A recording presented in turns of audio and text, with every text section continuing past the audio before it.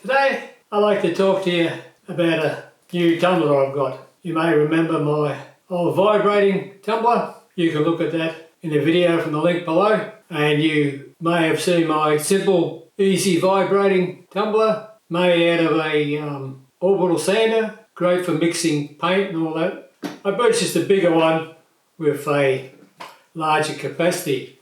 Trouble is, it's plastic, and you can see here, as it's vibrating, the steel bolt heads are grinding into the plastic, and so they're just grinding away, vibrating away, and it's actually started to wear them out and got loose, and this is jumping around. So that was one problem with it. And the other problem is, well, the other two problems, it is extremely noisy. You have to switch your air compressor on just to make it a bit more quiet. Very, very noisy. And it jumps around the workshop. You have it on the workshop and it'll be jumping around like this. And so it was more of a pain than what it was worth. I used the crushed walnut shells, and after 2 days I could have just got a rag and polished it just as well. In my mind, for my situation, it was a failure. So then I've got a larger rotary tumbler that I made out of cement mixer, and it had just a cement mixer body and a big wooden hexagonal box in there, and it used to tumble and all that. So that's quite big. I wanted one for the small jobs. You know, you might want to polish them up and all that sort of stuff. So I thought I'd go for a smaller tumbler, cheaper one. So I'll just open this one up.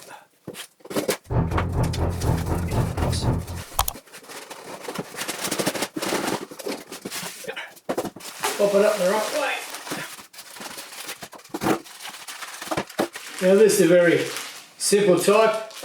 You could build at home, and you can have a container, which I made on the cement mixer one out of wood. And basically all it is a motor that drives a couple of shafts. And you've got the control, speed control, and we've got timer up to 1 hour. It's just a clockwork mechanism, and 5-speed control. So 1, pause, 2, pause, 3, pause, 4, pause, 5, pause. What pause does, you can have it going clunk, clunk, clunk, clunk, clunk, clunk, clunk. Or you can have it going clunk, clunk, clunk. And I think I'll have to test it. When you then pause, then it goes in reverse. Then it pause, then it goes in reverse. Then it pause, and it goes in reverse. Now that's good, but let's just say you've got a hole and your meter keeps going around and filling the hole up, filling the hole up. At least if you go backwards, forwards, backwards, forwards, it will allow anything that's jamming up in your holes and that to dislodge and move around. Here's the barrel. That fits on there as such and rotates around. It's got a cam type lock on the door, so you just pull the lump off centre, and then we'll get the seal, let the Chinese air out, and we'll get the bag out. So that's how big the fist width, and about that long. So that's how big it is. I was surprised because I purchased this a while ago, but I wanted to get some medium to actually do the tumbling with. Unfortunately, it took 2 months to arrive.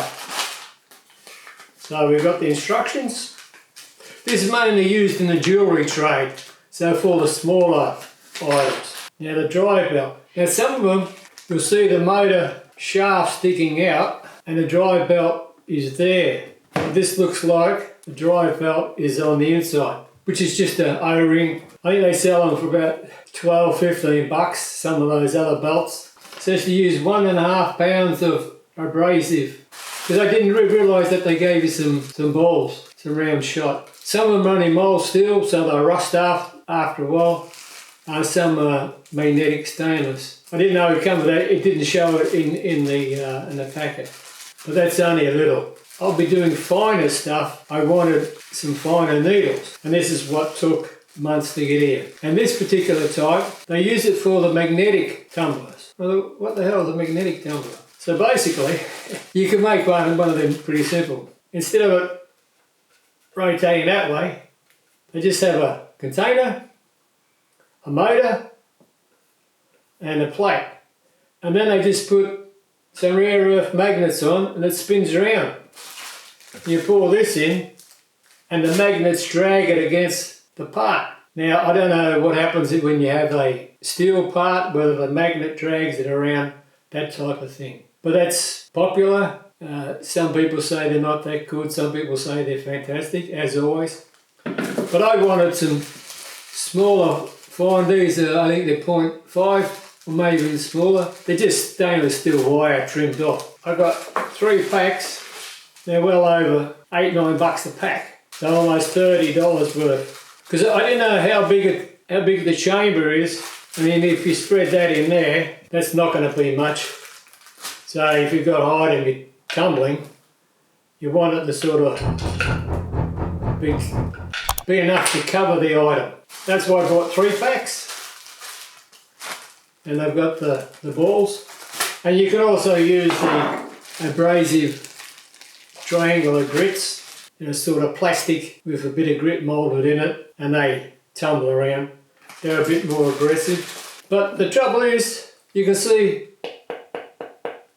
it's a Perspex. Now you put steel in there, and like if I get the knife, I go scratch, scratch, scratch, the Perspex starts to wear. Now the thing is, these sell for almost 3/4 of the price, well over half, the 3/4 of the price of the kit. So they're ripping you off. It does look like it's moulded, yeah. So you're better off, I think, buying a new kit every so often. So that's the medium. And I wanted to try tumbling. I'm just going to do some test pieces. Depending on how many people watch the video, if there's enough interest, I'll show you the results. And this is the video transmitter mount I made for the Rowan S gimbal. So I made it up. And I'm going to paint it, so I'll just do a test and see how well it goes to aluminium. I didn't know how big it is. It's not going to fit that way, so it just fits that way. And whether when it's rotating, it will jam and just sit there and that sort of stuff. It's mainly doing the small jobs and instead of getting you wet and dry and all that sort of stuff, just to see how well it comes up. It may be absolute crap.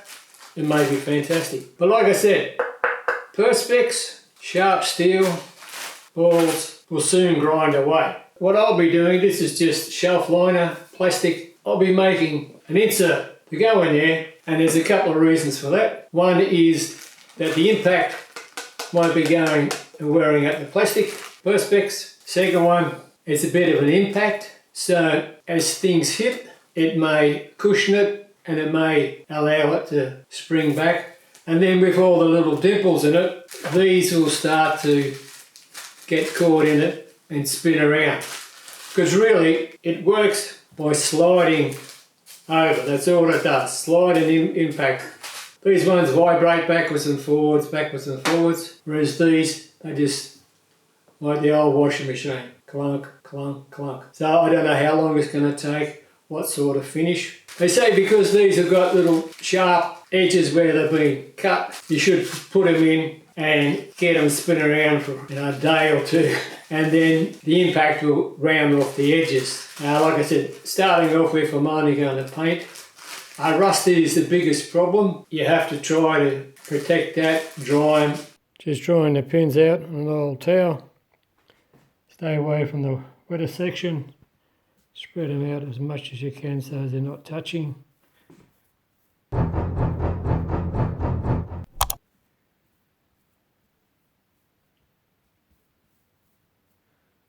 And just flip the top over. Give them a bit of a rub.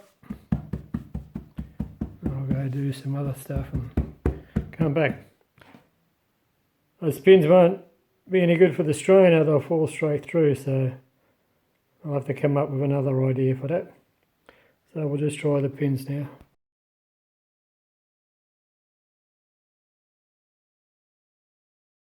take them out, repackage them. You don't tumble them dry. You put some water in and a couple of drops of detergent or the real expensive special solutions that are detergents and a couple other chemicals. Plus coarse grinding powder, fine grinding powder, polishing powder, final polishing powder. So they talk about using powders, yet they supply balls. I'm not a great fan of powders. Remember, don't pour gravel into the household sewer. Yeah. So you really have to experiment what you're tumbling: copper, brass, aluminium, stainless, steel, rusted, casting machine, rough machine, radiuses, corners, edges, sharp edges, that sort of thing, and find out what works best. I'll pause the camera here, I'll hook it up, connect it to the power supply, and then just get it running backwards and forwards. And since I've got a part, I'll measure up the sheets and cut them and put it in, and then I'll put the jobs I want to test, and I'll show that in another video for you.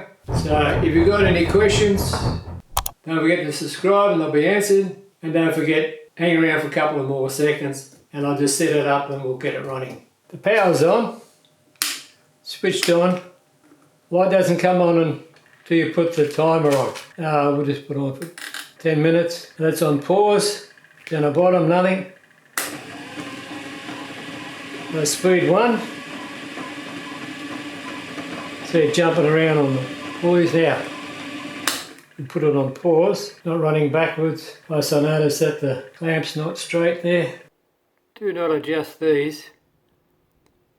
I saw that they were loose and sitting out and sitting down, but that's to get the right gap in there so it locks. But if you look at the bar looks like it bends.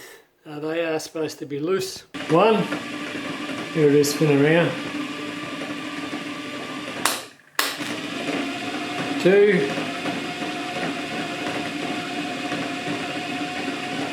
and just notice the noise. 3, 4.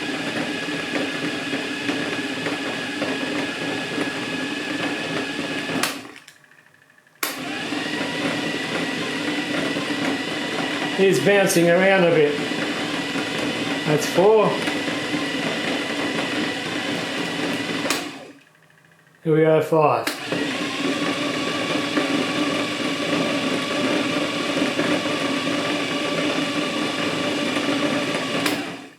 That's a pause. That's it, so 5, 4, 3, 2, 1. Off. Timer off. There it is, ready to go. I've cut out the liner. As you can see, it's still a bit stiff, and a couple of balls have fallen through the joints, so we'll see how that goes. We still got the window, 450 mils of water, a couple of drops of detergent, dishwashing liquid, and 350 grams of balls. And the pause reverse is that actually switch that look like the on-off switch. So if you have it to the right where the arrow is, that's continuous in one direction, and if you have it on the left where it is now, that's a one direction pause. I think it's 30 seconds, and there's a minute the other way and the other way. So I'll start it off slow and do it for 30 minutes and we'll see how it all goes. So here we go.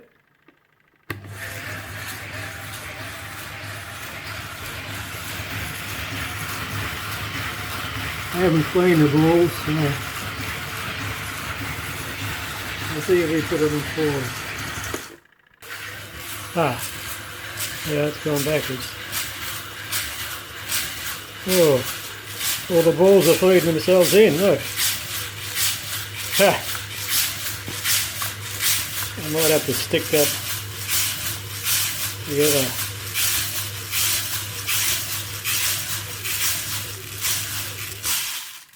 Okay, there she is. So I'll pause now, back the other direction. So the pause there just must be off.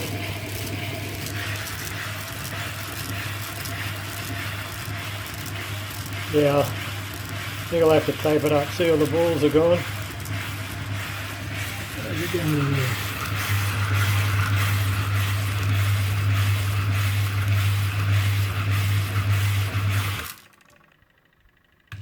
As soon as we go that way.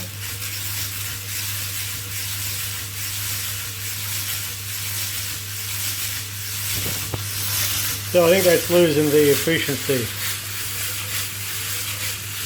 I'll wait till it pauses and then I'll just switch it on the one direction.